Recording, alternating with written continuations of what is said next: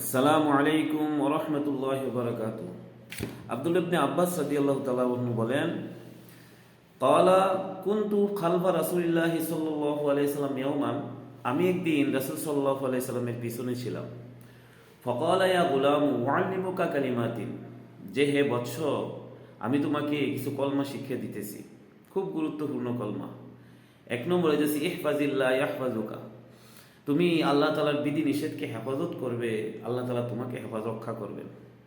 ইহফাজিল্লাহ তাজিদহু তুজাহাদাকা, তুমি আল্লাহ তালার সন্তুষ্টির দিকে লক্ষ্য রাখবে, আল্লাহ তালাকে তাহলে তুমি কাছে পাবে। ওয়াইদা সালতা ফাসআলিল্লাহ, আর যদি কোনো কিছু চাওয়ার প্রয়োজন হয় তখন আল্লাহ তালার কাছে চাইবে।